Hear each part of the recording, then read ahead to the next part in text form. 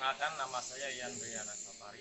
Saat ini saya tercatat sebagai mahasiswa PPG Dajab di Universitas Siliwangi tahun 2023. Saat ini saya bekerja di instansi SMA Negeri 1 Cingiru. Kali ini saya akan melaksanakan praktek uji kinerja dengan materi sistem pencernaan. Assalamualaikum. Waalaikumsalam warahmatullahi wabarakatuh. Hari ini siapa yang sudah hadir? Sorry, Pak. Siapa? Doni. Ya, Pak.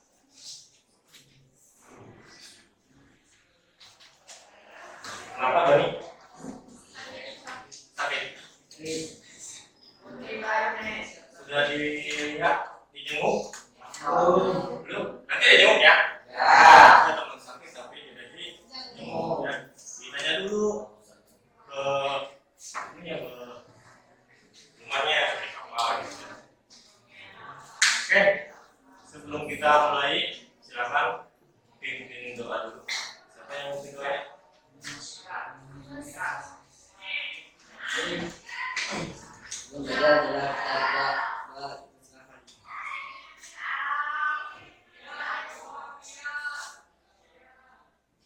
Udah selesai.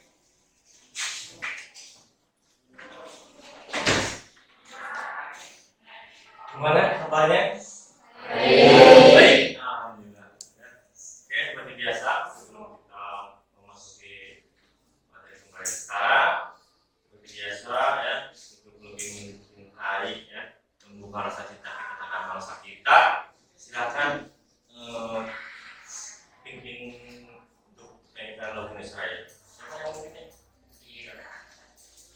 Itu apa aja? Teman-teman boleh berdiri.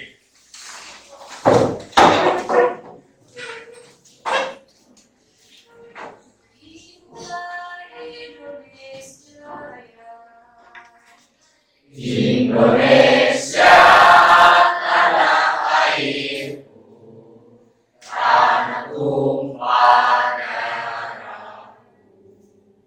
Indonesia Raya, merdeka, merdeka, hiduplah Indonesia Raya. Pembelajaran hari ini ya, kita akan mencoba membahas tentang kelainan-kelainan atau gangguan dari sistem pencernaan manusia atau sistem pencernaan kita. Ya, kalau nggak salah di pertemuan kemarin kita sudah membahas tentang zat-zat atau nutrisi yang dibutuhkan oleh tubuh. Ya, jadi itu kaitannya erat sekali ya antara nutrisi atau zat yang dibutuhkan oleh tubuh itu dengan kelainan atau gangguan-gangguan pada sistem pencernaan kita ya. Ini Bapak ada sebuah video ya. Bentar, Bapak buka dulu. Lihat videonya? Ya. Tapi sebelum Bapak putar, ya, sebelum Bapak sajikan, Bapak mau tanya dulu. Kira-kira perilaku hidup kita, ya, pola makan kita, ya, yang sudah kita laksanakan di sekarang itu sudah baik apa belum? Belum. Yakin? Yakin. Kira-kira perilaku atau pola makan apa yang kurang baik? Yang selalu kita lakukan? Makan pedas, sebelah, terus apa lagi?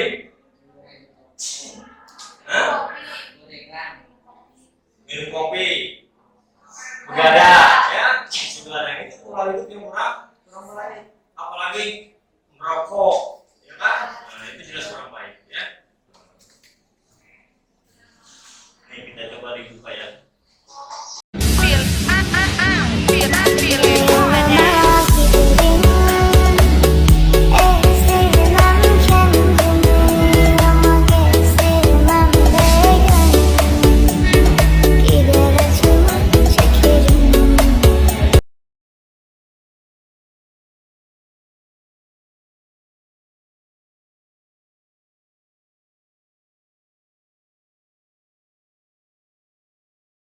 Oke. Udah lagi satu lagi.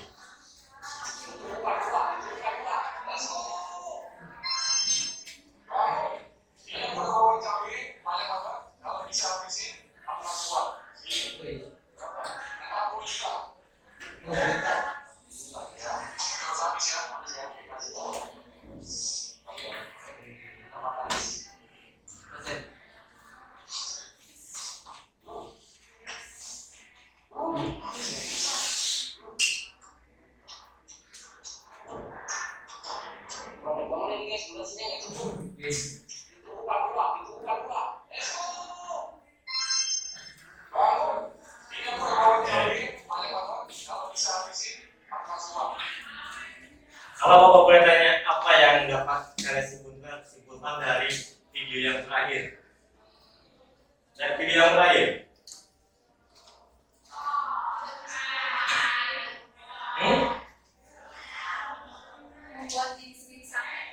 Membuat diri sendiri sakit, ya, hanya karena sebuah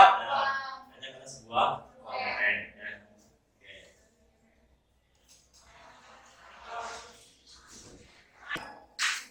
Kasus, ya, ada kasus, ya, yang nantinya harus kalian pecahkan, ya, harus kalian diskusikan, ya, harus kalian cari tahu solusinya nanti seperti apa, ya. Nah, pada pembelajaran hari ini Bapak menggunakan model pembelajaran PBL, Problem Based Learning, ya. Jadi intinya si anak nanti dikasih sebuah kasus, ya, untuk didiskusikan, dipecahkan, ya. Nanti dicari solusi seperti apa, ya. Kita ini harus dikelompokkan, ya. Ini harus dikelompokkan, ya. Didiskusikan dalam kelompok, ya. Nah, ini adalah tujuan dari pembelajaran hari ini, ya. Jadi tujuannya itu, yang pertama itu peserta didik mampu menganalisis kejadian-kejadian yang berkaitan pada kelainan, ya, atau gangguan sistem pencernaan, ya. Nanti bisa diketahui, ya, pada saat Bapak nanti memberikan satu kasus atau satu permasalahan, ya. Nah, yang kedua, peserta didik mampu membuat kesimpulan, ya, dan mengevaluasi upaya untuk memelihara kesehatan pada sistem pencernaan, ya. Yang ketiganya itu peserta didik menyajikan gagasan atau upaya untuk memelihara kesehatan pencernaan dengan baik dan benar, ya. Jadi inti dari pembelajaran ini atau apa, ya, motivasi atau pemahaman bermakna itu penerapan konsep sistem pencernaan yang, ya, sebagai upaya untuk menjaga kesehatan diri, ya. Ini Bapak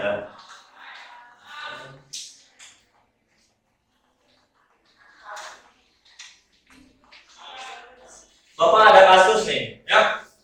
Bapak kemarin baca, ya, ternyata penyakit diare itu, ya, ternyata kasusnya itu setiap tahun itu meningkat, dan bukan hanya diare saja, ya. Penyakit pada sistem pencernaan atau gangguan pada sistem pencernaan, ada penyakit emah, ya, ada penyakit kadar usus, asam lambung dan sebagainya. Itu ternyata grafiknya itu dari tahun ke tahun itu semakin meningkat.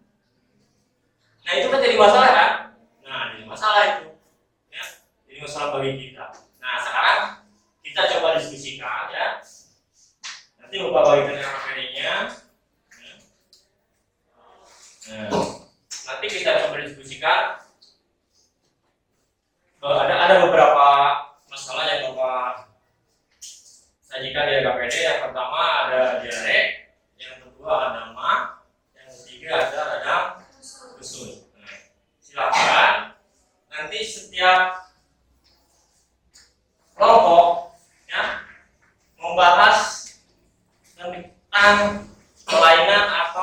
sistem kelainan atau gangguan pada sistem pencernaan tersebut. Ya. Silakan dipelajari, silakan dibuka-buka dulu, ya. Langkah-langkahnya seperti apa, ya. Tujuan pembelajaran seperti apa, ya. Permasalahannya apa saja, ya. Nanti kita tekniknya dibagi-bagi saja. Nanti kelompok 1 dan kelompok 2 membahas tentang penyakit diare. Kelompok 3 dan kelompok 4 membahas tentang penyakit mah. Nah, kelompok 3 ya, kelompok 5 membahas masalah yang ketiga, yaitu penyakit pada usus. Oke. Silakan dibaca-baca dulu RKPD-nya. Barangkali ada yang kurang mengerti. Ya. Nanti diisi di sini, ya. Nanti di sini, ya. Ini diskusikan nanti setiap kelompok. Terakhir nanti kita presentasikan, ya. Boleh. Kalau tidak cukup, boleh ke bawahnya, ya. Boleh ke bawahnya, atau juga boleh ke belakangnya, ya. Nanti ini kan nanti desain lagi, Silakan.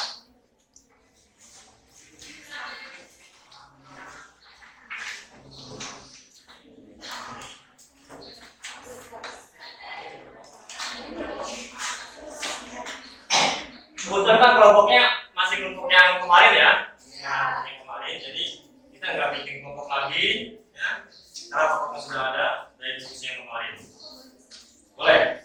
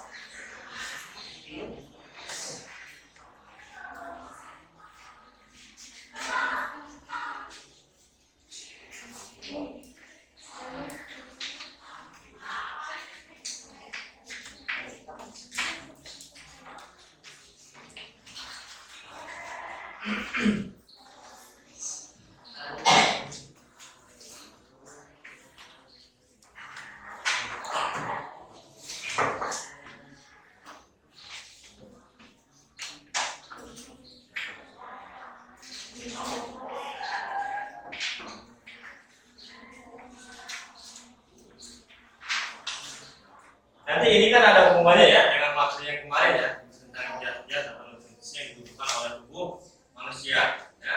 Apalagi tadi setelah kalian lihat video ya, lihat video yang tadi ya. Silakan kalian tinggal pilih, ya. Kalian itu pilih hidup untuk makan atau makan untuk hidup. Ya. Silakan nanti dipikirkan, ya. Terus apa akibatnya kalau misalkan kita mengkonsumsi makanan yang ada, ya, makanan yang kurang baik bagi tubuh, apa jadinya? Silakan nanti didiskusikan.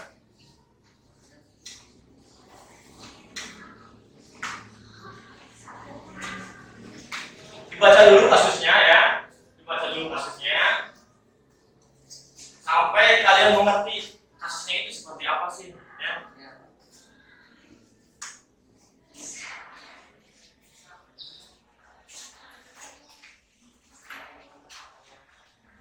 Ini nomor 1 ya, nomor 1 diare. Tapi ini tiga-tiganya tetap harus kalian diskusikan, ya.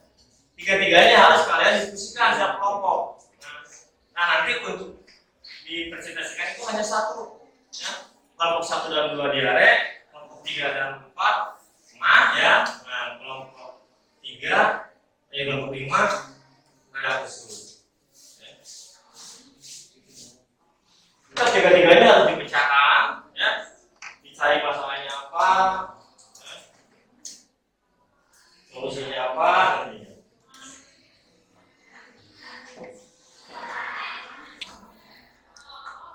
Ya, katanya nanti untuk yang poin 3 itu kan harusnya idealnya itu ada investigasi ya, ada wawancara ke pakar atau ke dokter, nah itu. Ya. Tadinya rencananya kan Bapak mau mendatangkan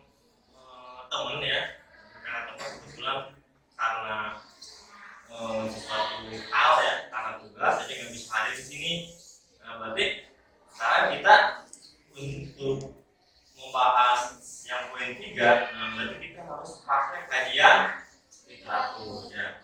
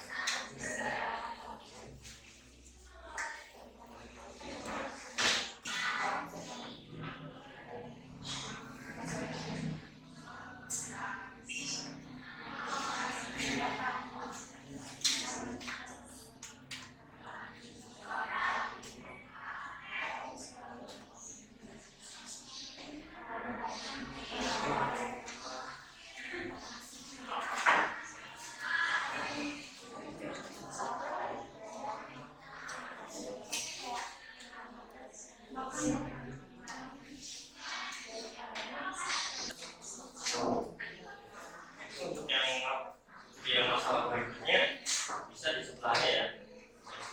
Atau kalau nanti Bapak kasih masalah yang lainnya ya, tinggal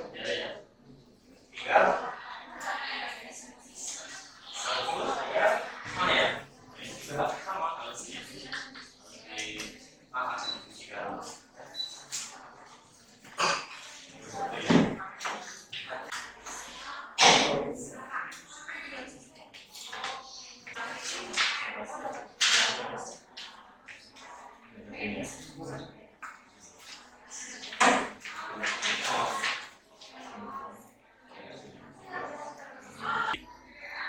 sudah semua?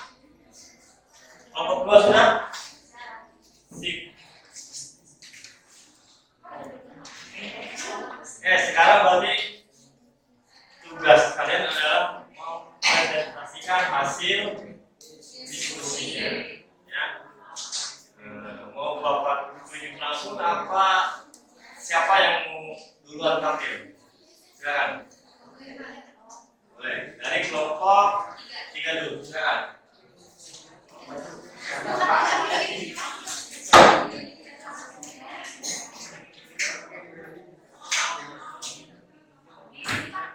Iya di depan. Kelihatan sama teman-temannya.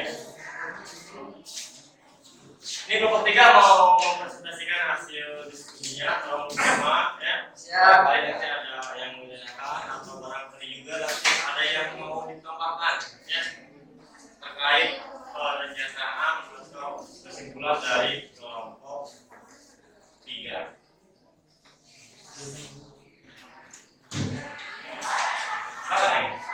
Assalamualaikum warahmatullahi wabarakatuh. Waalaikumsalam warahmatullahi wabarakatuh. Kenalkan kami dari kelompok 3 akan mempresentasikan atau mengatakan dari perbandingan atau perspektif. Nah, untuk slide pertama ada indikasi apa saja sih masalah yang dibahas. Nah, gastritis merupakan pandangan yang mengenai kuasa lambung karena lambung merupakan pandangan awal mula terjadinya berbagai macam penyakit. Nah, karena berdasarkan WHO tahun 2020 terdapat beberapa negara di dunia yang mendapatkan hasil persentase dari angka kejadian gastritis di dunia. Nah, mendapati bahwa jumlah penderita gastritis atau MAG di negara Inggris yaitu 22%, Cina 31%, Jepang 14,5%, Kanada 35%, dan Prancis 29,5%. Nah, untuk selanjutnya akan dibacakan oleh rekan saya, yaitu Reni. Silakan Reni menjawab merupakan dari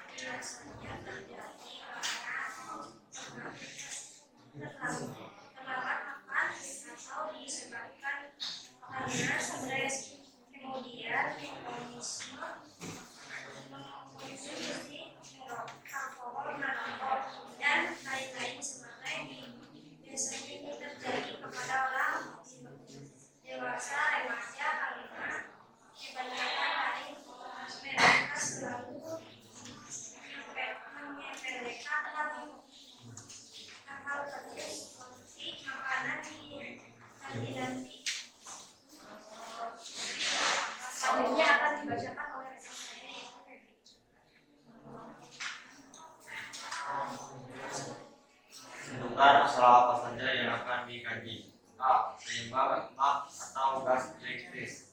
B. Bagaimana cara menghindari mak atau gastritis. C. Penanganan gastritis atau mak. Oke. Untuk selanjutnya akan dibacakan oleh saya, yaitu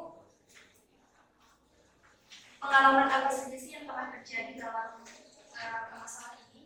Sepengalaman saya, ketika saya merasakan mak atau gastritis, rasanya perut itu seperti menggigit, sakit dan juga mual. Yang awalnya saya ingin sekali makan, tiba-tiba nafsu ingin makan itu hilang, malah menjadi rasa mual. Nah itu setelah saya cari tahu, ternyata karena saya itu terlambat makan. Nah, untuk selanjutnya akan dibacakan oleh rekan saya, yaitu Santi.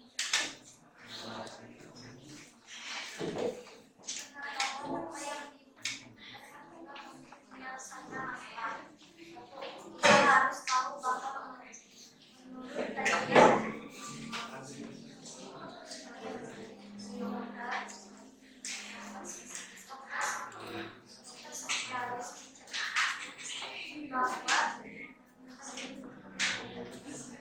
kita tidak boleh menyepelekan makanan karena ini bisa berdampak buruk bagi kesehatan. Kita harus mengkonsumsi makanan yang memiliki protein dan harus menghindari makanan-makanan gas. Oke, untuk selanjutnya yaitu menentukan strategi atau rencana untuk menyelesaikan masalah yang akan dibacakan atau dipresentasikan oleh rekan saya yaitu Raihan. Silakan. Satu, membuat jadwal makan. Pada saat jam 7 kita makan mungkin pada jam 11, kemudian sore atau malam sebelum jam 9, jam 13 kita sudah makan dengan memakan nasi atau makanan kaya akan protein. Dua, menghindari makanan atau minuman berat seperti soda atau alkohol. Tiga, menghindari diam pada saat merasa stres, pergi ke tempat yang bisa membuat kita tenang. Selanjutnya yaitu kesimpulan dari masalah penyakit mah atau gastritis. Nah, teman-teman perlu tahu bahwasannya mah itu bisa terjadi kapanpun, dimanapun. Jangan pernah menyepelekan makan nasi, karena orang selalu lebih banyak makan makanan pedas dan selalu melupakan untuk makan nasi. Nah, makan makanan yang sehat, hindari makan makanan pedas seperti kaya akan protein dan juga yang bergizi. Mungkin itulah presentasi dari kelompok kami. Barangkali teman-teman ada yang ingin bertanya terkait penyakit gastritis atau boleh Silakan dari kelompok yang lainnya. izin bertanya. Silakan. Perkenalkan, nama saya Lini Samawati dari kelompok 2 ingin bertanya apakah penyakit mah dapat terjadi pada balita.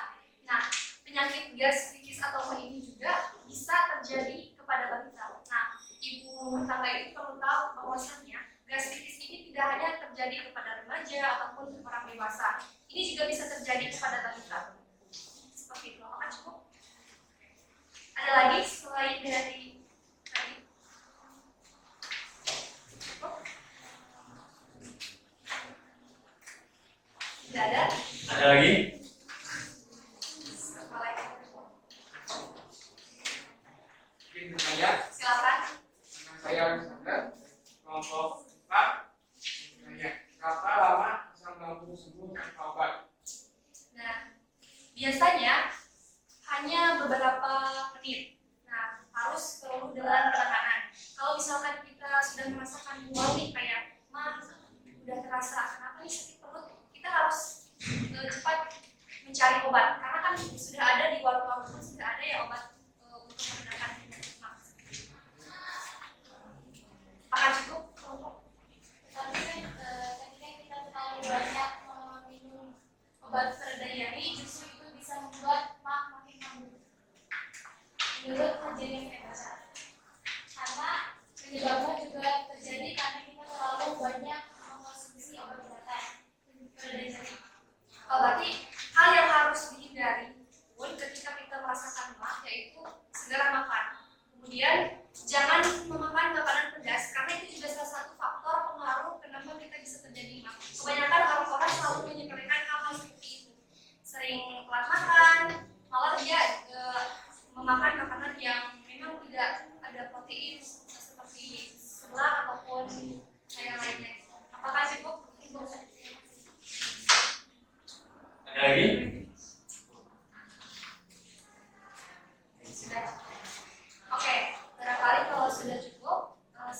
presentasi dari kelompok kami. Terima kasih atas perhatiannya. Wassalamualaikum warahmatullahi wabarakatuh. Waalaikumsalam. Oke, kasih tepuk tangan dulu.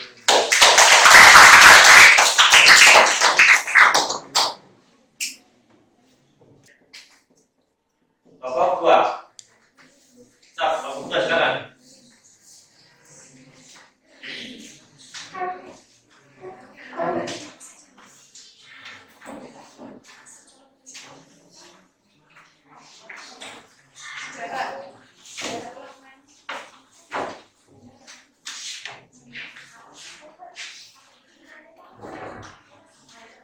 Siap. Bismillahirrahmanirrahim. Assalamualaikum warahmatullahi wabarakatuh. Waduh. Sebelumnya perkenalkan, nama saya Nadia Siti Fadila. Di sini saya bersama rekan-rekan saya. Perkenalkan, nama saya Marcela Binti Tiri. Perkenalkan, nama saya Luisa Mawati. Perkenalkan, nama saya Muhammad Fadila. Kenapa nama saya Adrian Nabi? Di sini kami akan mempresentasikan hasil diskusi dari kelompok kami, yaitu tentang penyakit diare. Teman-teman, setelah kami membaca pernyataan tentang penyakit diare, kami dapat mengidentifikasikan apa saja sih masalah yang didapat dari pernyataan tersebut.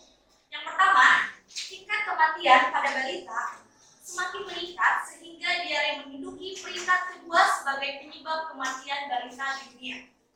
Yang kedua, setiap tahun diare membunuh 525.000 balita dan menyebabkan 1,7 juta anak menderita diare di dunia. Nah, setelah kami membaca pernyataan tadi juga, kami dapat menentukan masalah apa saja yang akan kami kaji. Jadi masalah yang akan kami kaji diantaranya pertama, penyebab diare, yang kedua, cara mengobati diare, yang ketiga, cara mencegah diare, dan yang keempat, dampak dari penyakit diare. Nah, untuk selanjutnya akan dibacakan oleh rekan saya, yaitu Marcela. Nah, setelah kami mempelajari tentang penyakit diare, sekarang kami tahu bahwa penyakit diare itu adalah penyakit yang tidak untuk disepelekan, tetapi termasuk ke dalam penyakit yang berbahaya sehingga dapat menyebabkan kematian. Sedikit bercerita pengalaman saya pada tahun 2020, pola hidup saya tidak teratur dan saya sering makan makanan yang pedas sehingga membuat saya terkena penyakit diare. Setelah kejadian itu, saya mengubah pola hidup saya menjadi lebih sehat dengan cara menjaga pola makan. Selanjutnya akan disampaikan oleh rekan saya, yaitu Aldi.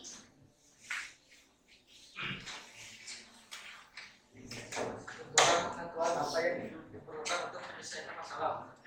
Menurut Dr. Andreas dari Indonesia, penyebab diare biasanya disebabkan oleh virus atau gagal makanan yang terkontaminasi. Menurut Dr. Rival dari Indonesia, cara mengobati diare itu dengan cara satu, minum obat anti diare, dua, minum heroin, tiga, makan makanan probiotik, empat, diet BRT atau sederhana, rice, remonstrasi, mengkonsumsi buah-buahan yang matang. Selanjutnya akan dijelaskan oleh rekan saya, Inis. Menurut para dokter dari Dokter Mira Menjerita, cara mencegah diare, satu, rajin mencuci tangan dengan air dan sabun, dua, mengonsumsi makanan dan minuman yang matang, tiga, menghindari konsumsi buah-buahan dan sayuran mentah.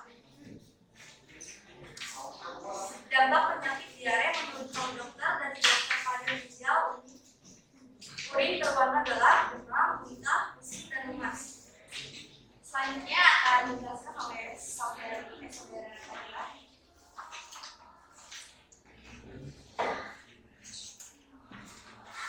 Tentukan strategi atau rencana untuk menyelesaikan masalah. Untuk menyelesaikan masalah tersebut, kami memiliki strategi atau rencana, yaitu sebagai berikut: mengadakan penyusuran kepada masyarakat tentang bahaya penyakit diare, mengadakan kebersihan lingkungan, tidak membuang sampah sembarangan, mengadakan lomba kebersihan lingkungan.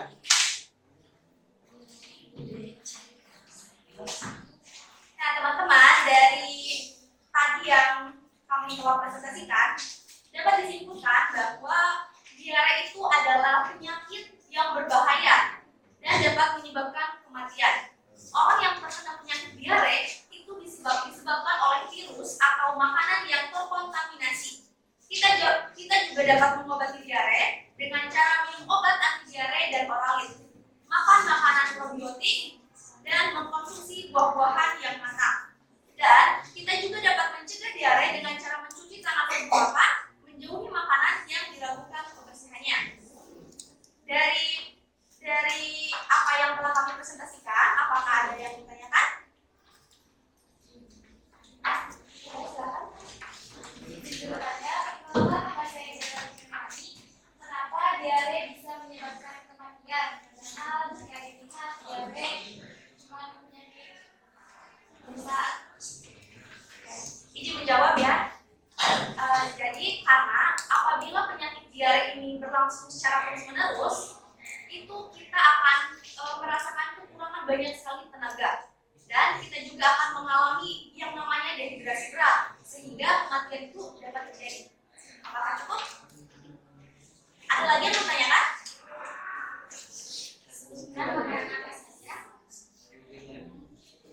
Ya, dari kelompok mana dulu yang mau bertanya? Kelompok 1 dulu apa kelompok 3 dulu? Kelompok 1 dulu. Ya kan, kelompok 1. Perkenalkan, nama saya Putri dari kelompok 1. Sebutkan makanan apa saja yang mudah terkontaminasi bakteri. Izin menjawab ya. Makanan yang mudah terkontaminasi yaitu ada daging setengah matang, makanan siap saji, telur, dan susu yang tidak dipasteurisasi. Apakah cukup? Apakah penyakit diare ini bisa sembuh dengan cepat atau perlu waktu yang cukup lama? Baik, pertanyaan dari Yeye bisa dengan cara meminum obat anti diare atau oralit, makan makanan probiotik, dan 3 mengkonsumsi buah-buahan yang segar. Ada lagi yang mau tanyakan? Sudah cukup? Sudah cukup. Baik, apabila tidak ada lagi ditanyakan, mungkin itu saja yang dapat kami sampaikan. Sebelumnya terima kasih atas segala perhatian, dan mohon maaf bila ada kesalahan kata. Ditutup. Wabillahi taufiq wal hidayah. Wassalamualaikum warahmatullahi wabarakatuh. Waalaikumsalam warahmatullahi wabarakatuh.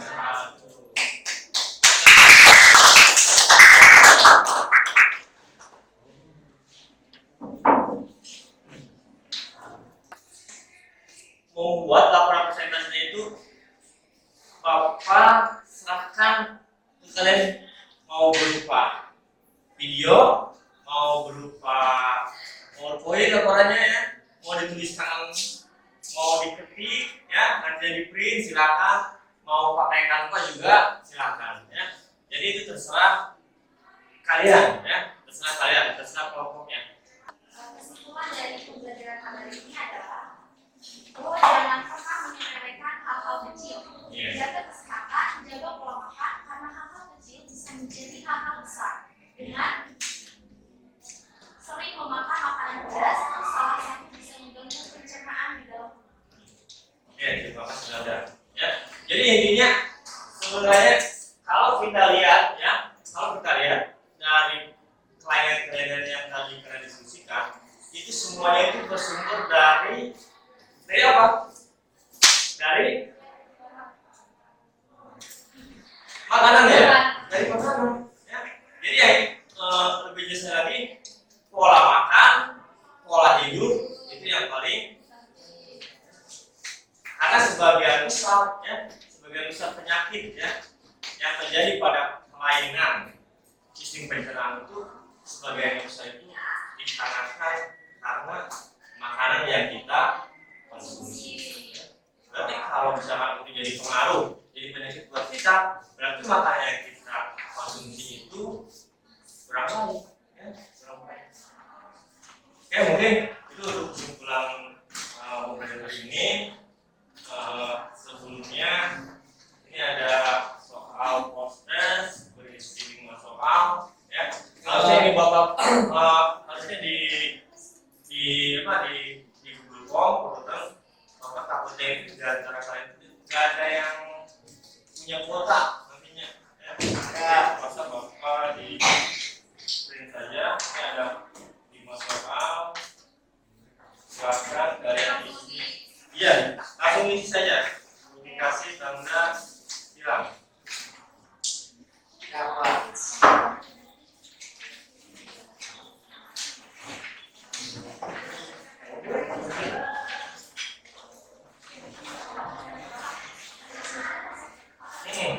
Itu langsung di atasnya tulis nama sama kelas ya. Siapa?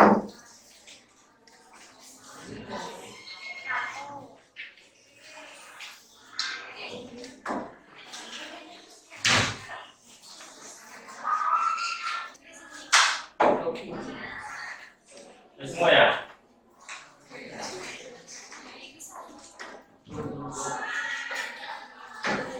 Oke, mungkin untuk pembelajaran hari ini Bapak rasa sampai sini dulu ya. Untuk minggu depan kita coba nanti membahas tentang gangguan-gangguan yang lainnya ya, atau pertanyaan yang lainnya. Ya. Terima kasih untuk hari ini. Ya. Sebelum ditutup, mari kita bersama-sama membacakan hamdalah.